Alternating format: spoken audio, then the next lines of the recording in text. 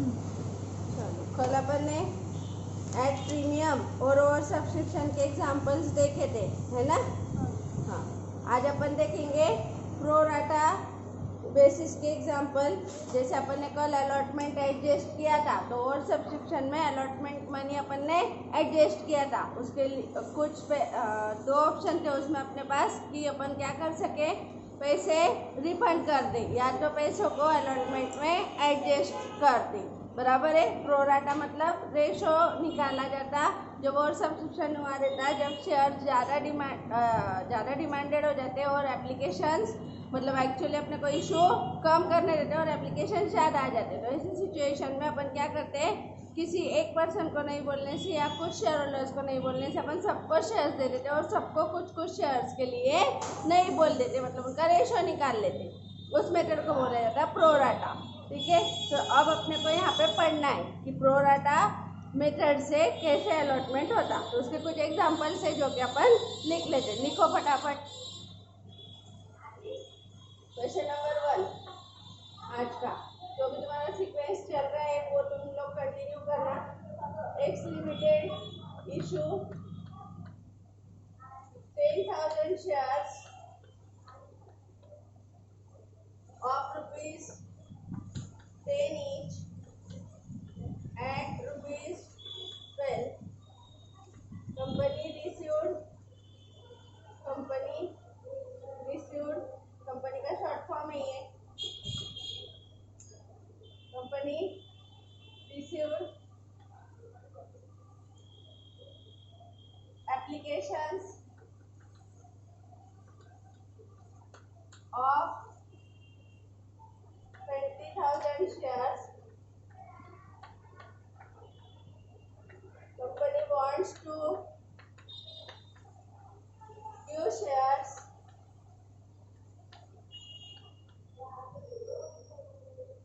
on pro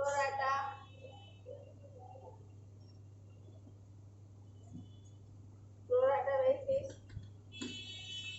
Excess money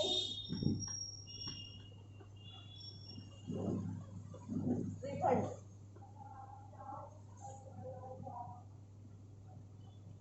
Money payable as follows. Money payable as follows. Application ₹2. Allotment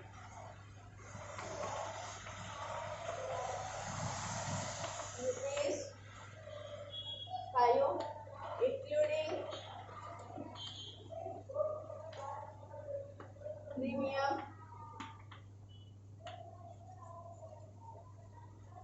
First and final call.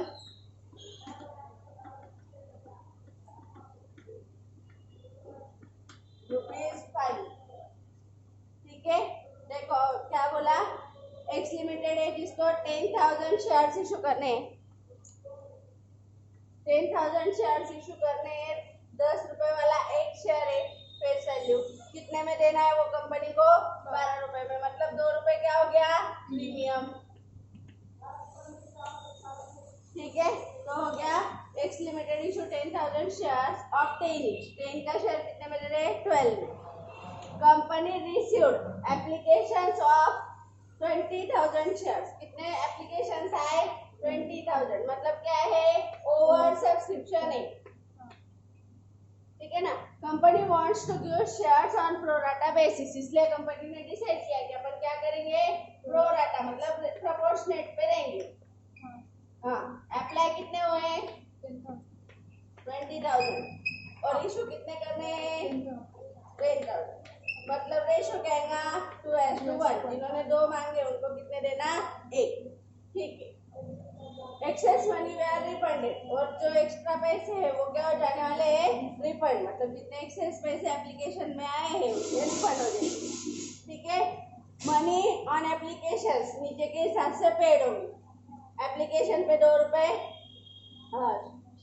Money of shares नीचे के हिसाब से पे होंगे। क्या होंगे? एप्लीकेशंस पे 2 रुपए, अलॉटमेंट पे 5 रुपए, इंक्लूडिंग प्रीमियम। प्रीमियम कितना है? 2 रुपए। तो इसमें क्या होंगे? डिस्ट्रीब्यूशन 3 रुपए कैपिटल, 2 रुपए प्रीमियम, और फाइनल कॉल पे कितने रुपीज पेड होने वाले हैं 5। ठीक है, तो अपनी नॉर्मल एंट्री से करो। सबसे पहले क्या होगा, bank to application, shares application के एंट्री होंगी। हाँ बोलो, एंट्री क्या होंगी शेयर एप्लीकेशन की। सबसे पहले अभी तक लर्न नहीं हुई एंट्री है ना, bank account debit to share application हो गई क्या। फिर कितने एप्लीकेशन आए 20,000 इंटू कितने रुपीज आए 2 रुपीज ऑन एप्लीकेशन 40,000। ठीक है ना, इसको कहाँ ट्रांसफर कर देंगे, share application to share capital 40,000। ठीक है, अलॉटमेंट एप्लीकेशन में प्रीमियम एप्लीकेशन में नहीं था, अलॉटमेंट में है ना, तो ये application money transfer to capital. उसके बाद बोलो allotment due, share allotment to share capital, allotment to share capital to share to share premium. बोलो क्या एंट्री होंगी, और एक एंट्री होगी। यहाँ पे एक चीज छूट गई ना अपनी, वैसे आए एप्लीकेशन के शेयर कैपिटल में जाना कितना था, जितना अलॉटमेंट करना है उतना ही 10,000 इंटू 2, और बाकी क्या था रिफंड। एंट्री होंगी बैंक 10,000 इंटू 2। फिर अलॉटमेंट ड्यू हुआ, बोलो अलॉटमेंट के कितने रुपीज आने हैं 10,000 इंटू 5 50,000। उसमें से शेयर कैपिटल को कितने जाने हैं 10,000 इंटू 3 30,000, और सिक्योरिटीज प्रीमियम में जाने हैं 20,000। ठीक है, money received bank to allotment 50,000।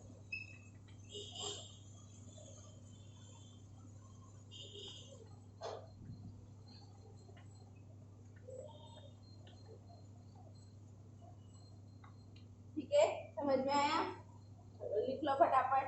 Journal entries in the books लिखना नहीं भूलना, लिखो। हो गया लिख के, चल अब देखो यहाँ पे excess money adjusted in allotment, adjusted in allotment, इतना वर्ड ऐड करो। सेम एग्जांपल वापस लिखो, excess money adjusted in allotment. ठीक है, लिख लो।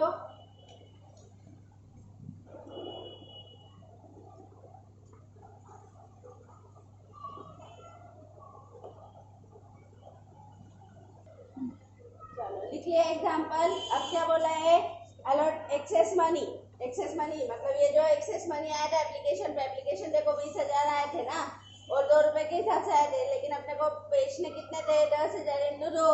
कैपिटल में तो 10,000 इंटू 2 ही डालने थे, और शेयर इशू कितने करने थे कंपनी को 10,000, तो इससे ज्यादा अमाउंट अपन कैपिटल में डाल नहीं सकते, तो एक्सेस मनी अपन ने क्या कर दिया था रिफंड। क्यों, तो एग्जांपल में बोला था। अब क्या बोला है एडजस्टेड इन अलॉटमेंट, तो यहाँ पे क्या वर्ड आ जाएगा शेयर अलॉटमेंट।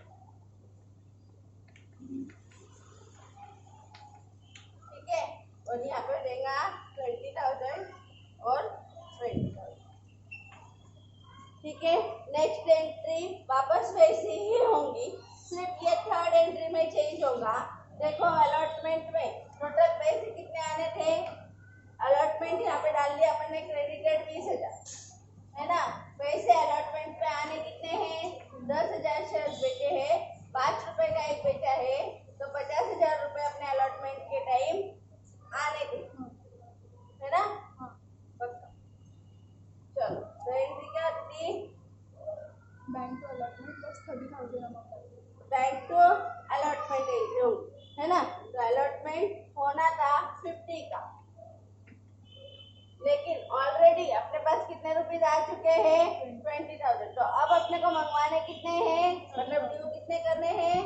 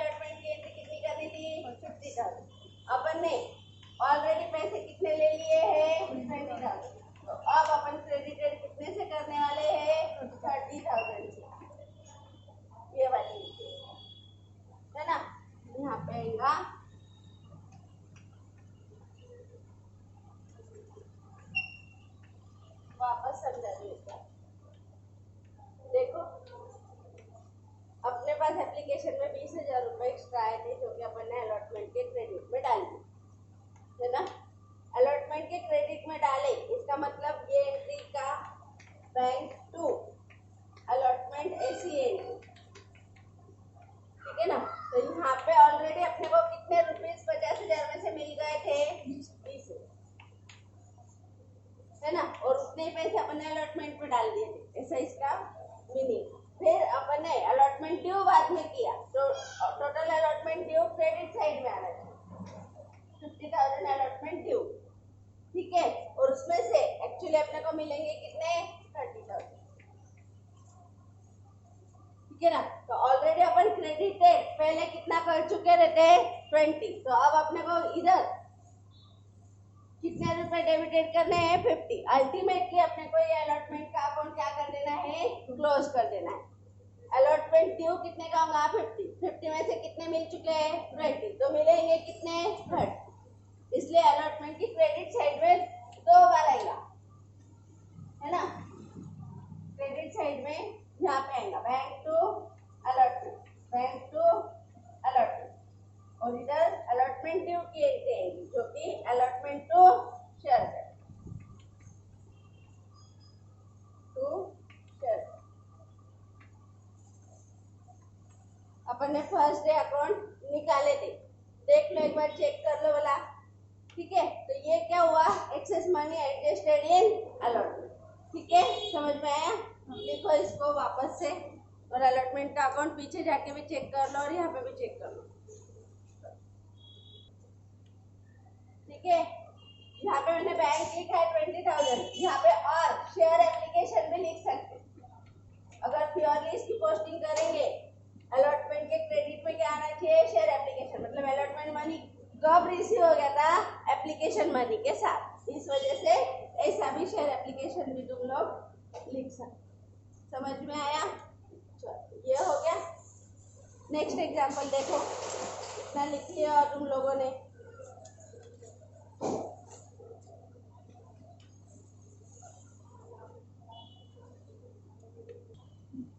देखो यहाँ पे मोस्ट इम्पोर्टेंट चीज ये शेयर प्रीमियम भी है ना, क्योंकि शेयर प्रीमियम कितना है, 2 रुपए। कल अपन ने इसकी एंट्रीज देखी थी, तो शेयर प्रीमियम कितना हो गया, 10,000 इंटू 2, है ना। लकीली यहाँ पे ऐसा हुआ है, जितना रिफंड आ रहा है और जितना प्रीमियम है वो सेम आया है ना। तो अब ये सेम एग्जांपल है, देखो शेयर्स एप्लीकेशन रिसीव्ड 15,000 कर दो, और एक्सेस मनी रिफंडेड कर दो। पहले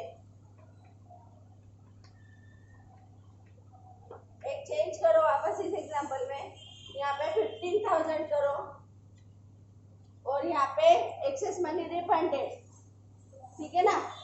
तो अब देखो यहाँ पे क्या होगा, जैसे अपन ने इससे पहले वाले क्वेश्चन में किया, वैसे यहाँ पे क्रेडिट में क्या आ जाएगा, टू बैंक का देगा। लेकिन अब यहाँ पे देखो अमाउंट सब चेंज हो जाएंगी, है ना। यहाँ पे कितने शेयर्स के लिए एप्लीकेशन आए, 50,000, 15,000 इंटू 2, 30,000, ये आ गया 30,000, यहाँ पे भी आ गया 30,000, ठीक है ना। अब 10,000 शेयर्स अपने को सॉर्ट आउट करने थे, यहाँ पे 5,000 तो अपन क्या कर देंगे, प्रो डाटा अलॉटमेंट करके रिफंड कर देंगे वैल्यू, तो यहाँ पे आ जाएगा 10, ठीक है। वापस यहाँ पे अलॉटमेंट में 5 रुपीज, शेयर कैपिटल को एडजस्ट होंगे 30,000 रुपीज, शेयर प्रीमियम में देंगे 20,000 रुपीज। लेकिन अब यहाँ पे अलॉटमेंट में कितने रुपीज आने थे, 50, और आ कितने गए हैं, कुछ नहीं, पैसे वापस कर दिए तो कुछ मिले नहीं है, क्योंकि एप्लीकेशन में जो पैसे एक्स्ट्रा आए थे वो अपन ने क्या कर दिए, रिफंड। तो जितना अलॉटमेंट देंगे उतना क्या मिल जाएगा, जितना अलॉटमेंट होगा उतने पैसे वापस मिलेंगे। अलॉटमेंट कितने शेयर्स का होगा, 10,000, क्योंकि कंपनी को इशू कितने करने थे, 10,000। समझ में आ रहा है। तो यहाँ पे बैंक से अपन ने 5,000 रुपए वापस दे दिए। इसके पहले जस्ट मैंने जो एग्जांपल लिया वहाँ पे यहाँ पे शेयर अलॉटमेंट का वहाँ पे ऐसा था कि अलॉटमेंट में मनी एडजस्ट करना है, इसलिए अपन ने यहाँ पे शेयर अलॉटमेंट लिखा था। इसलिए मैंने अलॉटमेंट में से डेबिटेड इतना, क्रेडिटेड इतना, तो क्रेडिटेड जितना कम था उतना कर दिया था। लेकिन यहाँ पे पैसे वापस चले जा रहे हैं, इट मीन्स अपने को अलॉटमेंट ड्यू करना है और अलॉटमेंट मनी रिसीव करना है। तो यहाँ पे वापस कितने रुपीज आएंगे? 50,000। समझ में आया? चलो लिखो फिर ये एग्जाम्पल, क्वेश्चन भी लिखना, आंसर भी लिखना, ठीक है। ऐसे केस में अगर अलॉटमेंट अकाउंट निकाला तो क्या होगा? रिफंड के केस में अलॉटमेंट अकाउंट निकाला तो क्या होगा? पहले अलॉटमेंट ड्यू होगा 50,000 रुपीज और फिर बाद में पेमेंट आ जाएगा 50,000। यहाँ पे बैंक एक ही बार में देगा, वहाँ पे एप्लीकेशन में पहली बार जितना एप्लीकेशन आया वो एप्लीकेशन शेयर एप्लीकेशन अकाउंट से आएगा और बाकी बैंक के अकाउंट से आएगा। और ऐसे आया तो डायरेक्टली यहाँ पे टू शेयर कैपिटल और इधर बाय बैंक ऐसा आएगा और ये क्लोज होगा हमेशा, ठीक है। एक क्वेश्चन तुम लोगों के 12th के बुक में भी अभी एक कुछ ऑब्जेक्टिव्स ऐड हुए हैं, जिसमें उन लोगों ने पूछा है कि तुम लोगों के अलॉटमेंट अकाउंट का बैलेंस कितना है, कैश का बैलेंस कितना है, ये सारे क्वेश्चंस वो पूछ रहे। तो यहाँ पे अगर तुम लोगों को पूछा कि तुम लोगों को कितनी कैश रिसीव हुई है टोटल, तो मेरे को बोल पाएंगे क्या तुम लोग? तुमको अगर बोला कि बैंक अकाउंट निकाल के बताओ कंपनी के इशू का, तो निकाल पाएंगे क्या तुम लोग? हाँ बिल्कुल। इधर लिखेंगे टू शेयर एप्लीकेशन, कितने रुपीज है एप्लीकेशन पे? 30 रुपीज। उसके बाद वापस टू अलॉटमेंट शेयर अलॉटमेंट फिर से आएगा बैंक का शेयर अलॉटमेंट कितने रुपीज है? 50,000 और टू एप्लीकेशन शेयर एप्लीकेशन, ठीक है। और ये एप्लीकेशन मनी रिफंड हुआ है, वो आएगा बाय शेयर एप्लीकेशन 30,000 ना 10,000। तो अल्टीमेटली बैलेंस कितना बचा है? बाय बैलेंस क्रेडिट आउट कितना बचा है? 70,000। ऐसा अभी तुम लोगों के 12th के बुक में भी ऐड होते जा रहा है। और बड़े सीए फाउंडेशन वगैरह के लेवल पे तो ये पूछते ही है, निकाल के बताओ बैंक अकाउंट, निकाल के बताओ अलॉटमेंट अकाउंट, निकाल के बताओ कैपिटल अकाउंट, ठीक है। तो मैंने तुम लोगों को फर्स्ट डे इसकी जर्नल एंट्रीज समझाइए। अगर मेरे को किसी ने बोला सिक्योरिटीज प्रीमियम अकाउंट निकाल के बताओ, तो मैं क्या करूँगी? अकाउंट ड्रॉ करूँगी, सिक्योरिटी शेयर प्रीमियम अकाउंट और शेयर प्रीमियम की क्रेडिट में लिख दूँगी बाय शेयर अलॉटमेंट 20,000 बराबर है। और ये क्या बचेगा? As a balance carried out, क्योंकि ये खत्म नहीं होता। और ये कहा जाता transfer to liability side of balance sheet और उसमें रिजर्व एंड सरप्लस में, ठीक है। तो ये 12th वालों के लिए तो इतना जरूरी नहीं है, पर समझ लेंगे तो बहुत अच्छी बात है। नेक्स्ट तुम लोगों को ये लगने ही वाली चीज़ है, लाइफ में कभी छूटेगा ही नहीं, कोई भी कोर्स में चले जाओ, ठीक है। सेम एग्जाम्पल में और एक चेंज करो, ये लिख लेना और एक चेंज कर लेना। सेम एग्जाम्पल लिखना, लिखने का क्या बोलते हैं उसको? गायत्री से पूछना पड़ेगा हाँ, लिखने को एरिशमेंट मत मानो, एग्जाम्पल लिख लो। गायत्री को पूछना पड़ेगा कंटाला को क्या बोलती। हाँ, लिखने की जान पे मत लाना, लिख लेना, हाँ ठीक है। हाँ, excess money adjusted in alert. जिनको मराठी समझती उनके लिए क्या बोलते उसको, इतना एग्जाम्पल वापस लिखने का कंटाला मत आने देना, ठीक है। अब तुम लोगों के पास बोर्ड तो है नहीं कि रफ करते जाएंगे और लिखते जाएंगे, ठीक है। तो ऐसे सिचुएशन में अब जो रिफंडेड का सॉल्यूशन था वो अपन ने लिख लिया, अब अपन एडजस्टेड का सॉल्यूशन बनाएंगे, है ना। ये तुम्हारा लिखना बचा हुआ है तो ये लिख लो, फिर अपन एडजस्टेड अलॉटमेंट में करने की एंट्री इस केस में कैसी होंगी वो देखते हैं, ठीक है। देखो अब रिफंडेड की केस के लिए सॉल्यूशन करके दे रही है ना। रिफंडेड की केस के सॉरी एडजस्टेड की केस के लिए वापस कर लेनी। अभी बहुत बार वो एक एग्जांपल को मैंने रफ और ये कर लिया था, और अभी मैं तुम लोगों को थोड़ा बैलेंस शीट में भी इसका व्यू कैसे जाएगा वो भी बता देती, ताकि तुम्हारे बोर्ड के बुक का भी जो एक उन्होंने वहाँ पे दिया है कि इसका एंट्रीज का इफेक्ट बैलेंस शीट में कैसे होगा। तो ठीक है, पहले अपन क्या करेंगे, bank account debit to share application. ठीक है, हाँ बोलो फिर कितने रुपीस, 15,000 शेयर अप्लाई हुए, 15,000 इंटू 2 30,000 रुपीस। इधर आएगा एप्लीकेशन में 30,000। ठीक है, चलो आगे share application to share capital. ठीक है, दिन रात सुबह शाम एप्लीकेशन लिखना चाहिए तुम लोगों को। 30,000 इधर आएगा 30,000, कैपिटल में ट्रांसफर होगा 10,000 इंटू 2 और 2 शेयर सॉरी एडजस्ट नहीं 2 शेयर अलॉटमेंट। एडजस्टेड करने का बोला है, देखो एप्लीकेशन में थोड़ी करेंगे, और सॉरी सुने ना, बैंक में करेंगे ना, अलॉटमेंट ड्यू के टाइम पे करेंगे।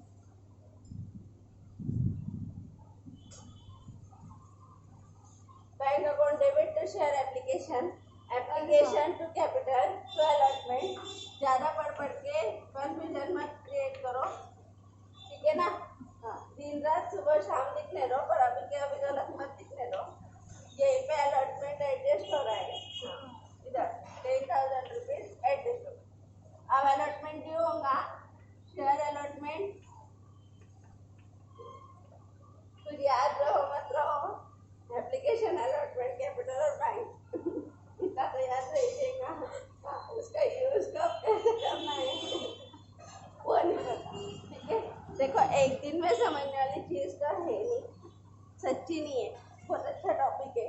और इसी वजह से मैंने पहले नहीं बोला था, ये टॉपिक ऐसा है कि बच्चे कर्ज लेते उनको लग था बहुत इजी, ठीक है। जब और सब्सक्रिप्शन आते रहता, जब तक एट पार पे इशू होते रहता, तब तक ये बहुत इजी टॉपिक है।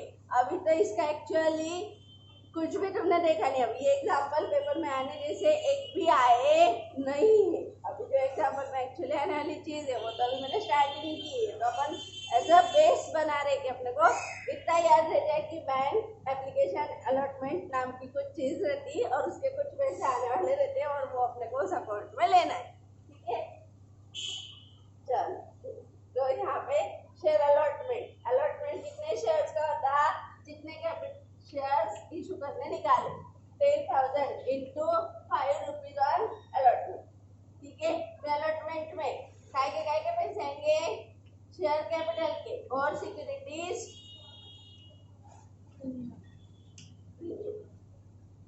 इसको शेयर प्रीमियम ऐसे लोगों। तो कैपिटल में कितने ट्रांसफर होंगे, 10,000 इंटू 3, और प्रीमियम में कितने देंगे, 10,000 इंटू 2, ठीक है। यहाँ पे आएंगे 20,000, यहाँ पे आएंगे 30,000, यहाँ पे आएंगे 50,000। अब शेयर एप्लीकेशन मनी का एडजस्ट कर दिया था रिफंड ना करके अलॉटमेंट में, तो अलॉटमेंट मनी कितना रिसीव होगा, बोलो जल्दी जल्दी।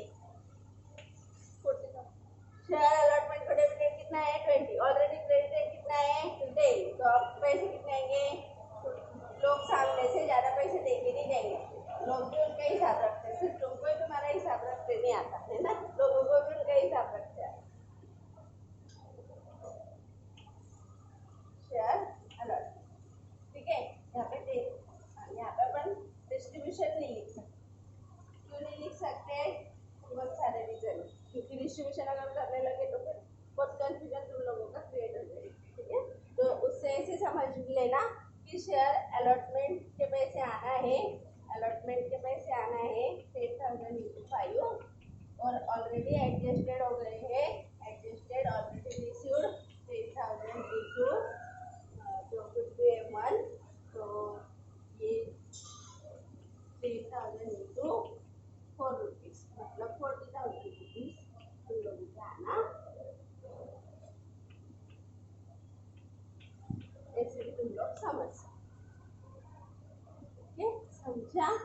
इसका ये कैलकुलेशन करना उतना प्रॉपर नहीं है। ठीक है, तो ध्यान रखो कि डेबिटेड इतना हुआ, क्रेडिटेड इतना हुआ, अब क्रेडिटेड अपने को बची हुई अमाउंट मंगवानी। समझ में आया? हाँ, अब ये तो हो गया। ये तुम लोग इसको लिख लो, है ना? फिर मैं बैलेंस शीट में इन सब के इफेक्ट्स कैसे जाएंगे वो बता दूँ।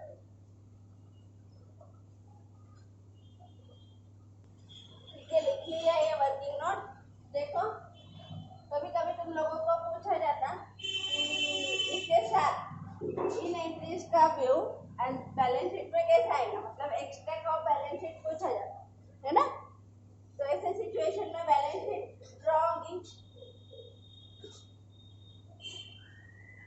बैलेंस शीट तुम लोग अभी तक टी फॉर्मेट बैलेंस शीट पढ़ते आए हो, हॉरिजॉन्टल फॉर्मेट जिसको बोला जाता।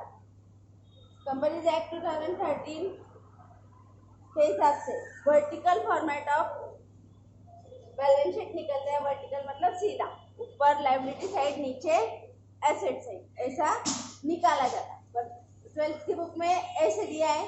अभी मैं तुम लोगों को ऐसे समझा देती, जब अपन फाउंडेशन के एग्जांपल्स लेंगे तो तब मैं तुम लोगों को वर्टिकल इसका कैसे दिखेगा, शो होगा, वो बता दूँ। ठीक है, तो अभी तुम लोगों को जो पता है उस बेस पर मैं बता देती।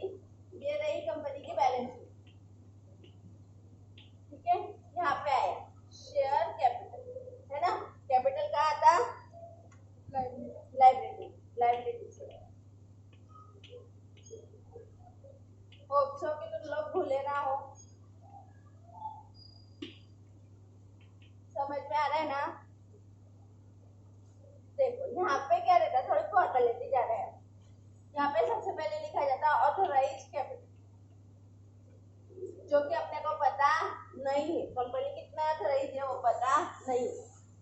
तो यहाँ पे करेंगे 00, अपने को पता नहीं। इसलिए अगर पता रहता, सपोज इस कंपनी का authorise share capital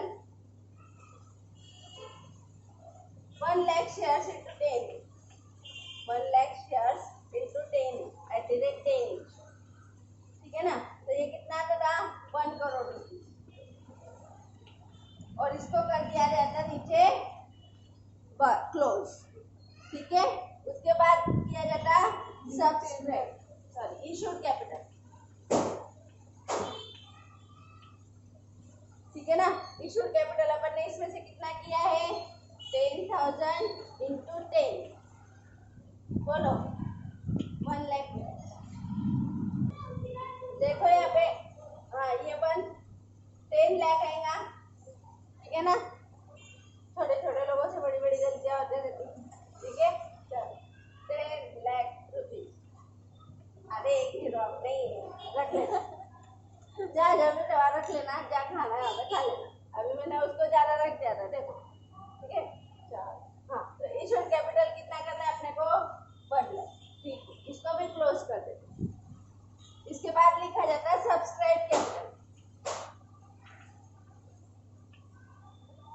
subscribe capital subscription कितना करना है, और सब्सक्रिप्शन है तो अपन जितना इशू करते हैं उतना ही सब्सक्राइब लेंगे।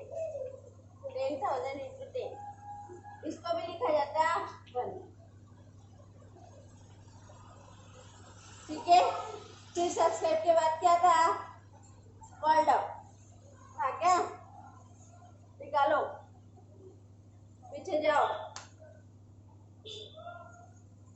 मिला क्या? हाँ, लिखो फिर कॉल्ड अप। इसके बाद कॉल्ड अप आएगा। कॉल्ड अप कैपिटल कितना है? 10,000 इंटू, अगर अपन ने सब पैसे मंगवा लिए हैं तो अपन क्या करेंगे? पूरा 10 करेंगे। अगर अपन ने सिर्फ एप्लीकेशन और अलॉटमेंट मनी मंगवाया है तो अपन इन दोनों की टोटल करेंगे। 2 + 5 में से 2 लेस हो जाएंगे। तो अपन ने 10 में से कितने रुपीज मंगवाए? सिर्फ 5। देखो अपन ने अलॉटमेंट तक की एंट्री की है, मतलब अपन ने अलॉटमेंट मनी ही मंगवाया है। ठीक है, अगर फाइनल कॉल मनी बोला है या नहीं, इस एग्जांपल में तो इंटरप्रेट नहीं किया है, लेकिन एग्जाम में जो एग्जांपल आएगा उसमें पूरी तरीके से तुमको उसको दिया रहेगा। ये मैंने मन से बनाया है, इसलिए मैं आगे उसको बढ़ा रही हूँ क्योंकि मेरे को मेन चीज एडजस्टेड और सिक्योरिटीज प्रीमियम पे फोकस करना था। इसलिए फिर वो दो इररिलेवेंट एंट्रीज बढ़ जाएंगी, फर्स्ट कॉल टू कैपिटल और बैक टू फर्स्ट कॉल, ठीक है ना। तो मैं इसे अज्यूम कर लेती कि मैंने सिर्फ क्या मंगवाया है, एप्लीकेशन और अलॉटमेंट। तो यहाँ पे कॉल्ड अप कैपिटल कितना हो गया, 10,000 इंटू 5 कैपिटल की फिगर कितनी है 3 और कितनी 2, ठीक है। तो कॉल्ड अप कैपिटल हो गया 50,000,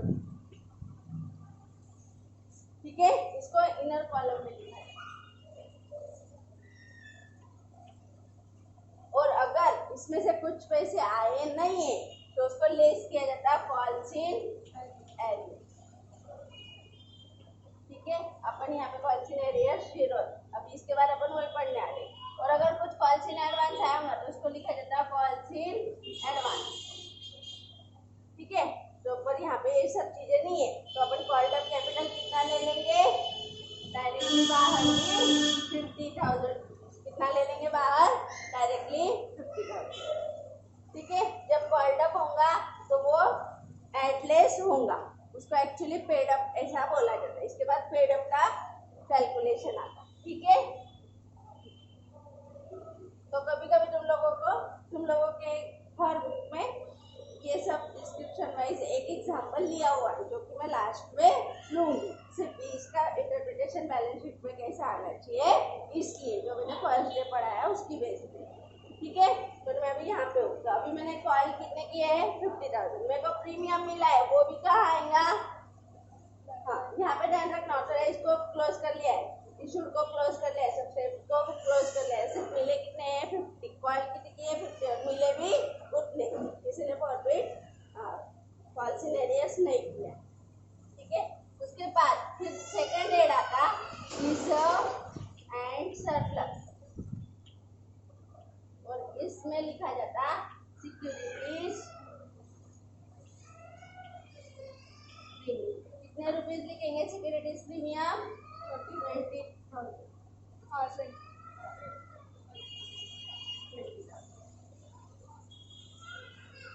ठीक है। ये तो हो गई अपनी कौन सी साइड, लाइब्रेरी। एसेट साइड में क्या आएगा, बैंक आएगा सबसे पहले, है ना।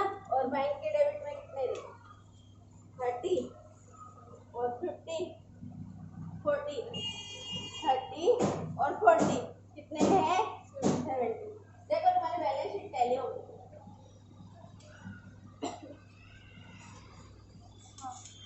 एप्लीकेशन अलॉटमेंट ये कहीं भी आएगा नहीं, क्योंकि वो ओपन हो रहे क्लोज हो रहे, ओपन हो रहे क्लोज हो रहे, ओपन हो रहे क्लोज हो रहे। तो ये अकाउंट बच रहे बैंक, कैपिटल और एक थर्ड अकाउंट सिक्योरिटीज प्रीमियम, और टैली हो गई, समझा। तो ये हो गया बैलेंस शीट व्यू, ठीक है। ये भी कभी कभी तुम लोगों को पूछा जाता है और तुम लोगों की बुक्स में दिया है, हर बुक में ये दिया ही रहता है, एक्सट्रैक्ट ऑफ बैलेंस शीट, है ना। तो ये भी लिख लो अच्छे से, फिर अपना आगे बढ़ो।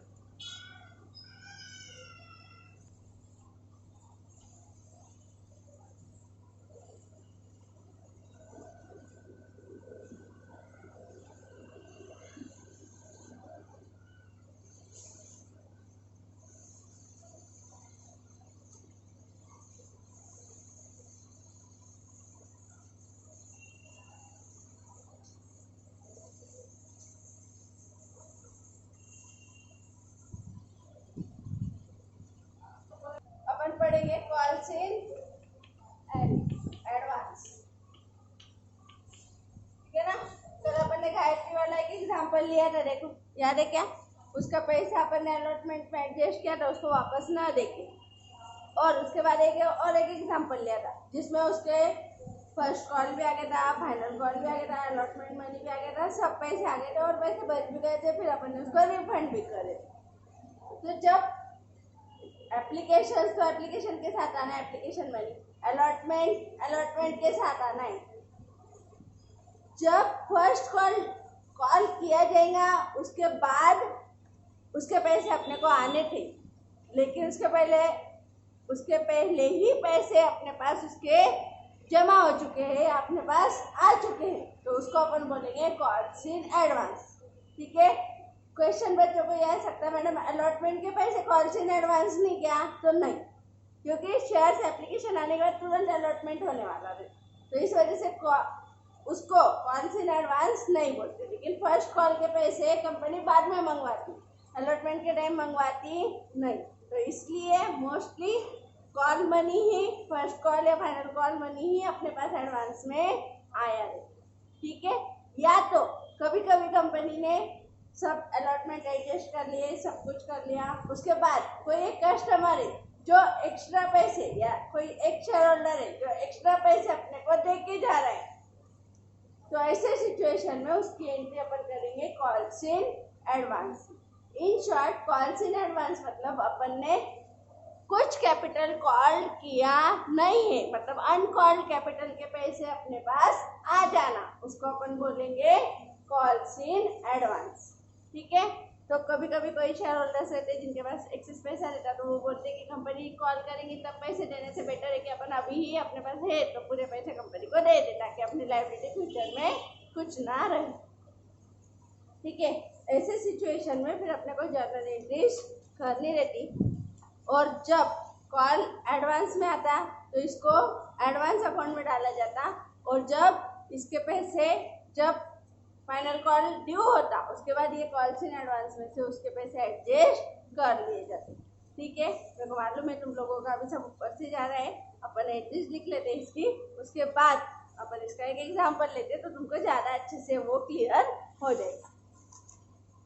लिखो, जर्नल एंट्री लिखो, journal entry in case of calls in advance.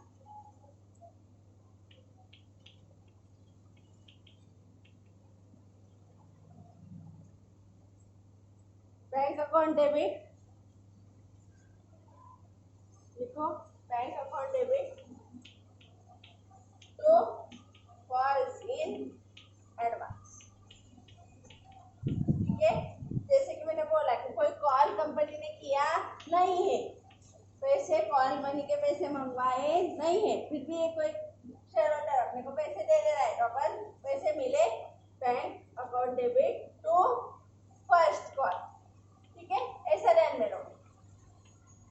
ठीक है, फर्स्ट कॉल के पैसे अगर अपने को मिल गए तो अपन एंट्री क्या करते हैं, बैंक टू फर्स्ट कॉल। समझ में आया? इसको सिर्फ ध्यान रखो, bank first call money received in advance.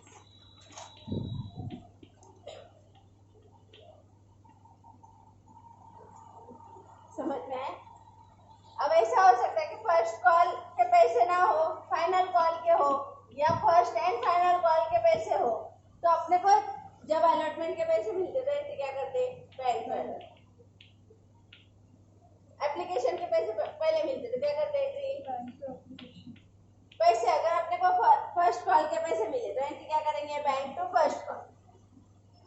पर ये पैसे एप्लीकेशन के पैसे अपन ने एप्लीकेशन मनी के साथ मंगवाए रहते, इसलिए अपन श्योरली इस अकाउंट में डाल देते।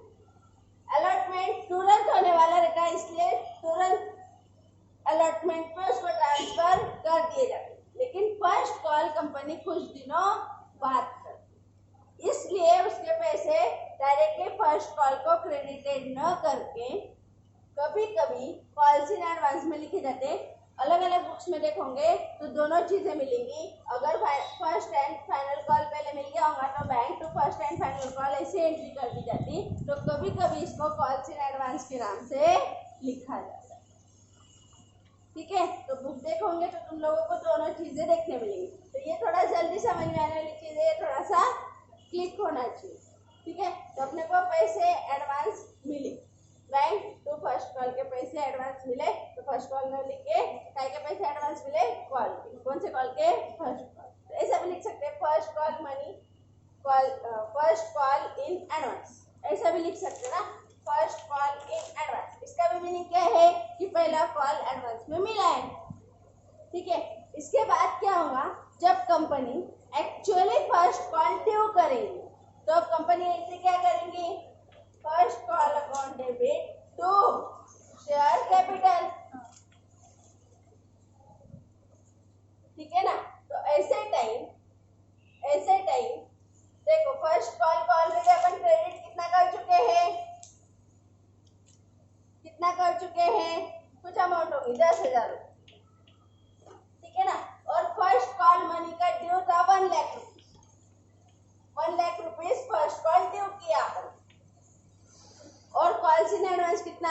है 10,000। तो अब मेरे को बोलो कि कितने पैसे अब तुमको फर्स्ट कॉल के मिलेंगे। 1 लाख मिलने थे, 10 मिल चुके हैं, 90,000 रुपए की एंट्री तुम करोगे। Bank account debit 90,000 to first call 90,000 लिखा गया था। ठीक है, जैसे मतलब ये एंट्री वही है जो अपन ने शेयर अलॉटमेंट मनी एडजस्टेड की, वैसे ही यहाँ पे भी हो रहा कि पैसे एडवांस में आए bank to first call in advance, ऐसे लिख लो। जब फर्स्ट कॉल ड्यू होगा तो ये एंट्री होगी, है ना, और जब फर्स्ट कॉल रिसीव होगा तो ये अमाउंट प्लेस होकर रिसीव होगा। सिंपल सा हिसाब है, समझ में आया। तो ये एक एंट्री यहाँ पे हो। उसके बाद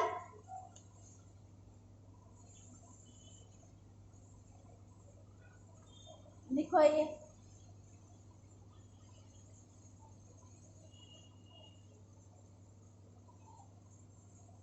लिखो, फिर और बताती।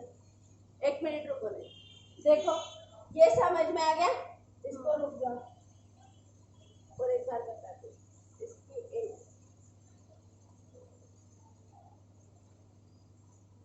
फर्स्ट कॉल तो शेयर कैपिटल, ठीक है, और इसको एडवांस को फर्स्ट कॉल ना लिख के तुमने फर्स्ट कॉल इन एडवांस ऐसे लिखा है, तो इसको भी फर्स्ट कॉल को तुमको ट्रांसफर करना पड़ेगा, है ना। तो एंट्री करो calls in advance to first call, ठीक है ना। तो फर्स्ट कॉल ड्यू तुमने करा 1 लाख रुपए, फर्स्ट कॉल इन एडवांस तुमने कहा एडजस्ट कर लिया। फर्स्ट कॉल में तुमने डेबिटेड फर्स्ट कॉल को कितना किया है 1 लाख रुपीज, और क्रेडिटेड अब ये एडवांस काय में ट्रांसफर कर दिया फर्स्ट कॉल में। अगर तुम लोगों ने ये नाम नहीं लिखा है, कॉल्स इन एडवांस के नाम से एंट्री करी है, तो ऐसे सिचुएशन में कॉल्स इन एडवांस का अकाउंट क्लोज करना पड़ेगा। हर अकाउंट क्लोज होना चाहिए, ये अकाउंट क्लोज हो जाएगा आप डेबिट करके, और वो पैसे किस चीज के थे फर्स्ट कॉल, ठीक है। तो कर लो एंट्री 10,000 और 10,000। अब अगर फर्स्ट कॉल की सिचुएशन देखोगे तो first call account debit 1 lakh और फर्स्ट कॉल अकाउंट क्रेडिट 10,000। तो इन शॉर्ट अपने को फर्स्ट कॉल के पैसे कितने मिलने हैं, बैंक टू फर्स्ट कॉल वापस 90,000, जो मैं पहले समझा थी वही। या तो कुछ लोग इसको कंबाइन एंट्री में कर देते। कंबाइन एंट्री कैसे होंगी देखो, कॉल्स इन एडवांस कैंसिल होगा और समझ गए, और ठीक है। चलो फर्स्ट कॉल कैंसिल होगा, कॉल्स इन एडवांस, पैसे मिलेंगे बैंक, और किस चीज के मिले फर्स्ट कॉल की। फर्स्ट कॉल कितना ड्यू हुआ था 1 लाख रुपीज, एडवांस में कितना आ गया था 90,000 रुपीज, 10,000 रुपीज, और कैश कितनी आ रही है 90,000। इन शॉर्ट घूम फिर के ऐसा नहीं ऐसा खाना है, खाना तो जरूर, ठीक है ना। पर लॉजिक समझो, पैसे आए एडवांस में आ गए, एडवांस में आ गए अपन ने रख लिए, नहीं तो बोलेंगे नहीं। कोई पैसे खुद से लेके जा रहे हैं तो नहीं बोलेंगे कि अपन नहीं रख लेंगे जरूर, ठीक है। वो पैसे किस चीज के थे शेयर कैपिटल के। फिर फ्यूचर में अपन ने शेयर फर्स्ट कॉल मंगवाया, अब इसके पैसे जिस कस्टमर ने जिस शेयर होल्डर ने अपने को ऑलरेडी दे दिए वो देगा नहीं। इन शॉर्ट अगर फर्स्ट कॉल में 1 लाख रुपए लेने, उसमें से एक कस्टमर ने अपने को 10,000 दे दिए, तो ये एडवांस अपने को फर्स्ट कॉल में एडजस्ट करना पड़ेगा या ट्रांसफर करना पड़ेगा। ये ट्रांसफर करने के बाद अपने को फर्स्ट कॉल के आने थे 1 लाख रुपीज, और फर्स्ट कॉल आ चुका है 10,000 रुपीज, तो अपने को पैसे मिलने हैं 90,000 रुपीज, समझा। या फिर क्या करो, directly calls in advance cancel, bank से 90 मिलने वाले और टैक्स भी मिलने वाले। तो ये जो एंट्रीज है, ये 2 एंट्रीज न होके ये एक कंबाइन एंट्री होगी। समझ में आया। मैंने मेरी तरफ से ट्राई किया है, तुम लोग भी तुम्हारी तरफ से ट्राई करना। नहीं समझा तो वापस पूछना, 2 बार वापस लेक्चर सुनना मैं क्या समझा रही हूँ। फिर भी नहीं समझा तो फिर मेरे को फेस टू फेस जब भी तुम मिलो या फिर मेरे को व्हाट्सएप पे ये करो, मैसेज करो, मैं तुम लोगों को कॉल करके ये समझाने का ट्राई करूँ। ठीक है, लिख लो इसको।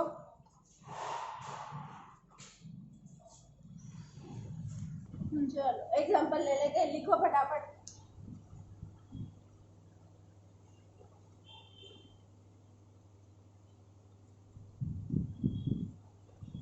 Limited issue 10,000 shares. A limited issue 10,000 shares of rupees 10 each at 12, payable rupees 3 on application, 5 on allotment, 5 on allotment including premium, ticket 4 on first one. Applications were received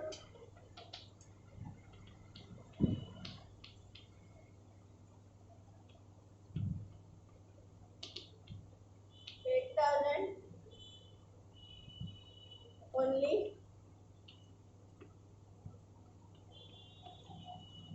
Return a holder of 4,000 shares, 400 shares, 4,000 400 shares made the full payment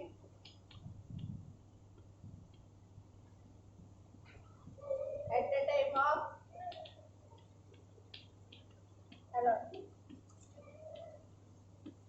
है ना, देखो ए limited ने 10,000 share issue करे, 10 रुपए का एक share 12 रुपए के हिसाब से, मतलब 2 रुपए प्रीमियम, 3 रुपए एप्लीकेशन पे है, 5 रुपए अलॉटमेंट पे है, 4 रुपए फर्स्ट कॉल पे है। मतलब यहाँ पे कितने रुपए हो गए? चलो 3 और 2,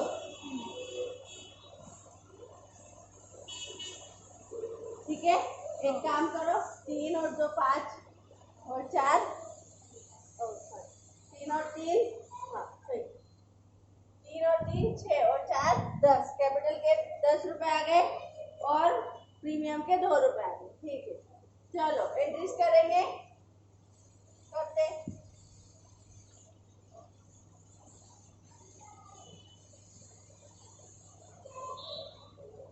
bank account debit to application under subscription है, देखो 10,000 शेयर बेचने निकाले और 8,000 ही एप्लीकेशन आए, कहाँ गया? ठीक है, तो ऐसे केस में बैंक में पैसे एप्लीकेशन के आएंगे 24,000, उतने पैसे 24,000 application to capital, share capital 24,000 और 24,000। ठीक है, अलॉटमेंट ड्यू की एंट्री बोलो, share allotment, share allotment to share capital. ठीक है ना, बोलो कितने रुपीज? 8,000 इंटू 5 40,000। ठीक है, प्रीमियम भी देखो यहाँ पे 2 रुपए, तो यहाँ पे आएगा share allotment to share capital to share premium. बोलो 8,000 इंटू 3 24 3 कैपिटल के अकाउंट की वैल्यू निकाल दीजिए, 8,000 इंटू 3 और 8,000 इंटू 2 हो गया। अब एक्चुअली जब मनी रिसीव हुआ अलॉटमेंट मनी, तो एंट्री क्या होगी? देखो बैंक अकाउंट डेबिट है ना, कितना होना था? Allotment money 40,000. 2. Share allotment कितना हुआ? 40,000 है ना। लेकिन एक कस्टमर था केतन, जिसको 400 शेयर्स अपन ने दिए थे और उसने अलॉटमेंट के टाइम ही उसके पूरे पैसे दे दिए, तो वापस बैंक में कितने पैसे आएंगे? 400 शेयर्स इंटू 4 रुपए। देखो फाइनल कॉल में 1600 रुपए बैंक में एक्स्ट्रा आएंगे, और वो क्या है? इन शॉर्ट अपना कॉल्स इन एडवांस। इसको क्या लिखेंगे? 1600। ठीक है, तो ये बैंक दो बार लिखने से बेटर इसको मर्ज कर दिया जाए। तो कुछ लोग इसको एक बार बैंक लिख के ऐसे भी लिख सकते हैं, bank to allotment to calls in advance. अब इसके बाद अगर शेयर्स फर्स्ट कॉल में ऐड किया तो एंट्री क्या होंगी? फर्स्ट कॉल की तो फर्स्ट कॉल टू कैपिटल, ये एंट्री होंगी, है ना। और एक्चुअली फर्स्ट कॉल के पैसे रिसीव होंगे तो क्या एंट्री होंगे? देखो फर्स्ट कॉल कितने का है? 4 रुपीज। कितने शेयर्स है? 8,000 शेयर्स ऑफ ₹4, मतलब 32,000 रुपीज। ठीक है ना। शेयर कैपिटल लिखना है यहाँ पे, अब तुम लोगों को बोलने की जरूरत नहीं होनी चाहिए। शेयर फर्स्ट कॉल और शेयर कैपिटल। अब देखो बैंक में पैसे आएंगे कितने? ऑलरेडी पैसे कितने आ चुके हैं? 1600। किसके? फर्स्ट कॉल से, है ना। तो अब वो मिलेंगे क्या? नहीं। बोलो फिर।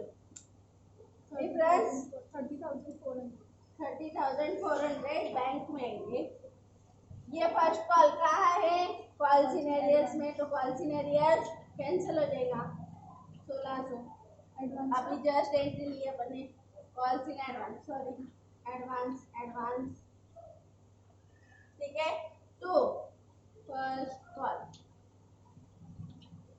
देखो इन सारी एंट्रीज के बाद भी कैपिटल अकाउंट को मैक्सिमम कितने रुपीस गए होंगे?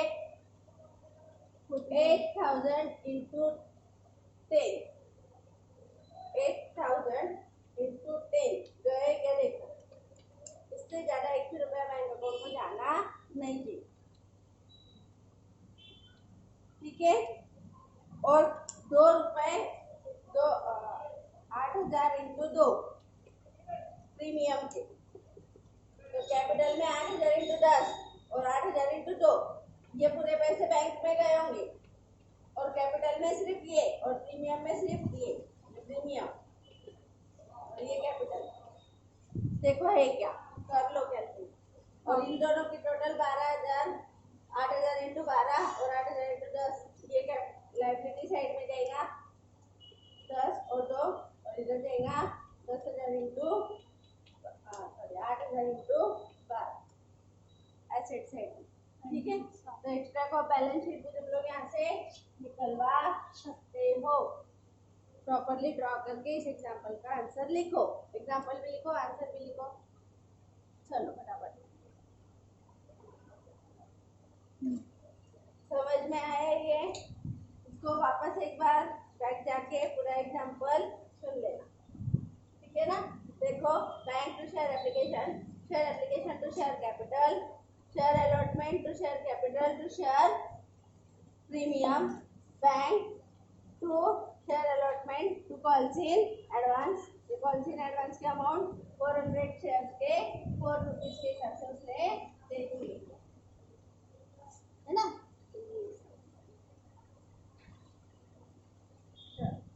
कॉल्स की एक क्वेश्चन तुम लोगों को आ सकता है, मैडम कैपिटल अगर सिर्फ इतना कैलकुलेशन करते तो कैपिटल की फिगर अलग आती थी। ठीक है, चलो जाने दो, अपन नेक्स्ट वाला एग्जाम्पल लेते और पढ़ते calls in arrears.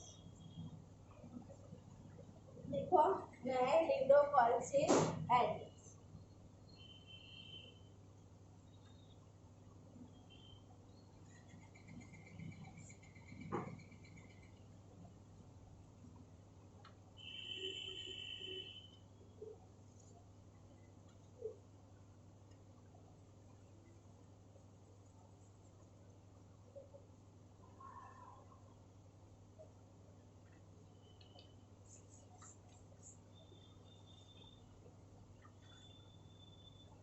False in arrears मतलब जैसे यहाँ पे मिस्टर केतन ने कुछ पैसे एडवांस दे दिए। वैसे ऐसे भी हो सकता है कि कोई शेयर होल्डर हो और जिसके पास कंपनी ने मांगे तो पैसे ना हो, तो वो कुछ दिन पैसे नहीं दे रहा हो। तो ऐसे सिचुएशन में अपन ने कॉल तो किया, लेकिन तो फॉल्स इन एरियर भी हो सकता।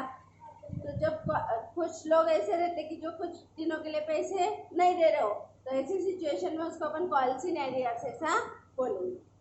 तो जब भी अपन फॉल्स इन एरियर्स की एंट्रीज करेंगे तो उसका भी इफेक्ट अपन यहाँ पे देख लेते हैं। लिखो फॉल्स इन एरियर्स की entry. Calls in arrears to bank to share allotment और फर्स्ट कॉल और फर्स्ट एंड फाइनल कॉल।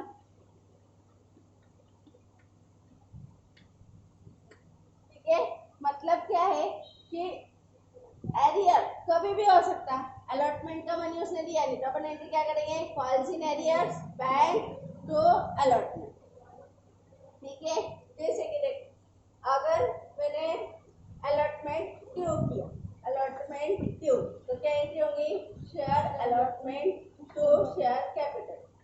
ठीक है, करके रखा 1 लाख रुपीज, शेयर कैपिटल करके रखा 1 लाख रुपीज, है ना। ऐसे सिचुएशन में एक कस्टमर ने मेरे को 10,000 रुपए दिए नहीं, किसके, अलॉटमेंट की। तो ऐसे सिचुएशन में बैंक अकाउंट डेबिट कितने रुपए जाएंगे, 10,000 रुपए दिए नहीं तो 90। फिर जो कॉल मिला नहीं उसको अपन क्या बोलेंगे, कॉल्स इन एरियर। ठीक है ना। अब क्वेश्चन आ सकता है मैडम अलॉटमेंट के भी पैसे आए नहीं तो उसको कॉल बोलना क्या, तो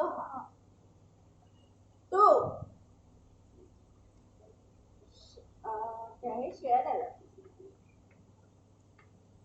ठीक है, जितना डेबिटेड हुआ है उतना क्रेडिटेड तो होना है।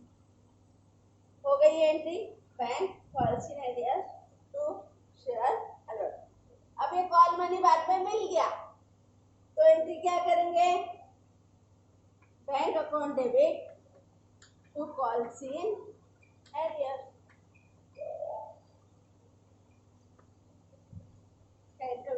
Bank account debit to calls in arrears. तो एरियर्स रिसीव, है ना, being arrears receive.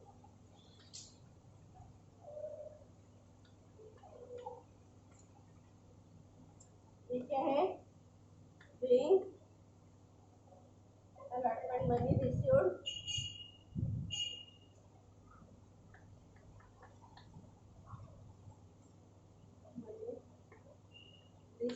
except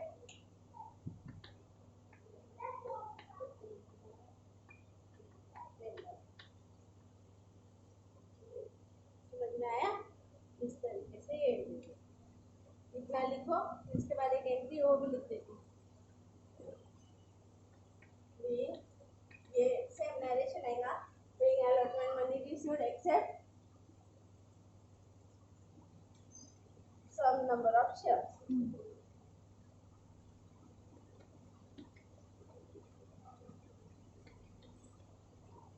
Received except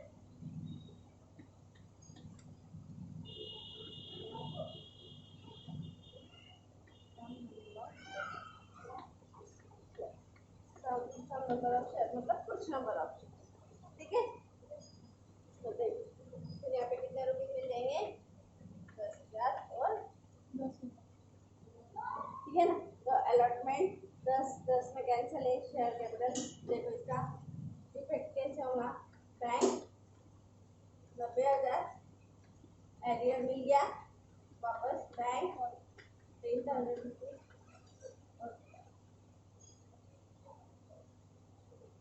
bank ये तो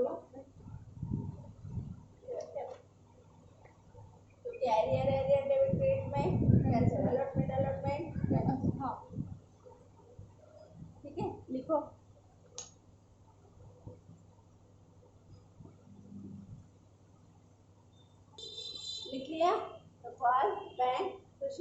अलॉटमेंट होगा तो अलॉटमेंट, फर्स्ट कॉल होगा तो फर्स्ट, फाइनल होगा तो फाइनल, ऐसे एंट्रीज होती।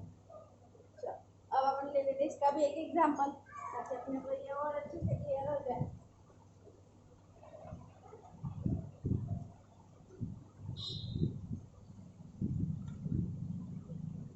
देखो बार बार बता रही हूँ, इजी तो नहीं है, बराबर है, पर आउट ऑफ मार्क्स मिलाने हैं तो करना ही पड़ेगा, क्योंकि अभी तक ये टॉपिक ऑप्शन में आता था तो ठीक था, पर अब ये टॉपिक ऑप्शन में नहीं रहेगा,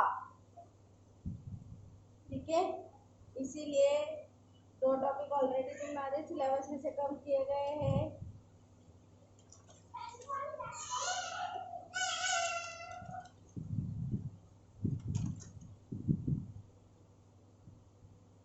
चलो लिखो example, G limited invites,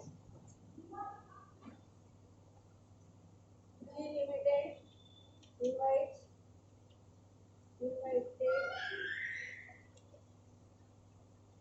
application for 25,000 equity shares of rupees 10 each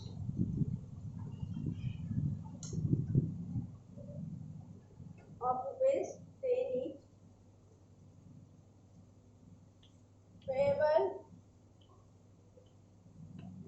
rupees 2.5 on application, rupees 5 on allotment,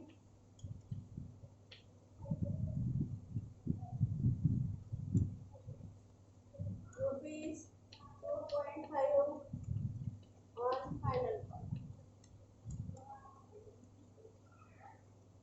Full stop. Applications were received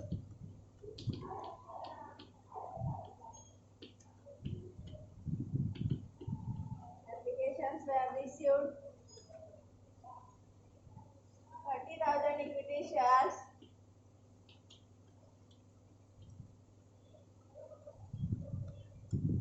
pro rata allotment were made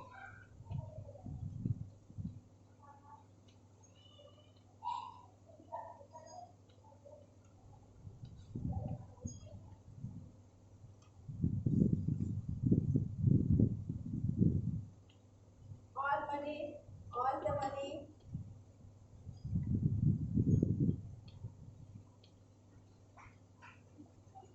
duly received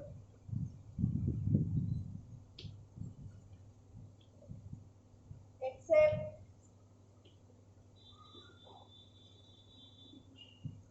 final call on 2500 shares. देखो क्या बोला, जी limited ने applications मंगवाए, कितने shares के लिए मंगवाए, 25,000, 10,000 रुपए ईच, 10 रुपए ईच का एक शेयर था, 2.5 रुपए एप्लीकेशन पे, 5 रुपए अलॉटमेंट पे और 2.5 रुपए फाइनल कॉल पे आना था। एप्लीकेशंस आ गए 30,000, ठीक है ना, कितने शेयर्स अप्लाइड थे, 30,000, कितने आ गए, 25,000, और प्रो राटा अलॉटमेंट बोला है 6:5. ठीक है ना, रेशियो क्या बना, 6:5। अब मेरे को बोलो, इन लोगों ने बोला नहीं है कि एक्सेस मनी रिफंडेड है क्या, है ना, इट मीन्स जो एक्सेस मनी आया होगा वो क्या किया गया है, अलॉटमेंट में एडजस्ट किया गया, ठीक है ना। अब अपन देख लेते हैं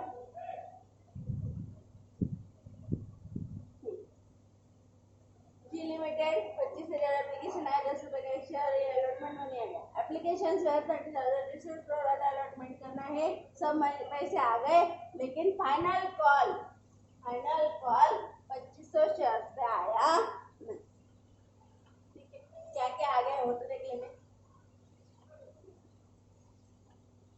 एप्लीकेशन मनी आ गया क्या, हाँ, एप्लीकेशन मनी की एंट्री बोलो, बैंक इंटू शेयर, ठीक है ना। बोलो 30,000 इंटू 2.5 आया क्या? 75,000 रुपीज। एप्लीकेशन मनी कहाँ चला जाएगा? Share application to share capital. हाँ 25,000 शेयर के पैसे जाने सिर्फ अपन ने इशू 25 किए करो 62,500 टू शेयर अलॉटमेंट बोला नहीं है तो एडजस्ट कर लेंगे अपन अलॉटमेंट में वापस 75,000, ठीक है। उसके बाद allotment money due, share capital बोलो 25,000 ही बेचने थे अपने को, तो अलॉट उतने होंगे। हाँ 5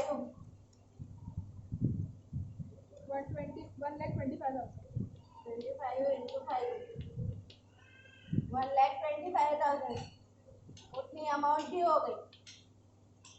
कुछ बोला नहीं है तो उतनी अमाउंट रिसीव्ड भी हो गई। बैंक टू अलॉटमेंट 1,25,000, ठीक है। फर्स्ट कॉल ड्यू हुआ, फर्स्ट कॉल 25,000 इंटू 2.5 62,500 रुपीज, ठीक है ना। टू शेयर कैपिटल, यहाँ तक भी अपने को ड्यू करना था, अपन तो पूरी अमाउंट ड्यू करेंगे 62,500, लेकिन एक्चुअली कितने मिले थे? Bank account calls in arrears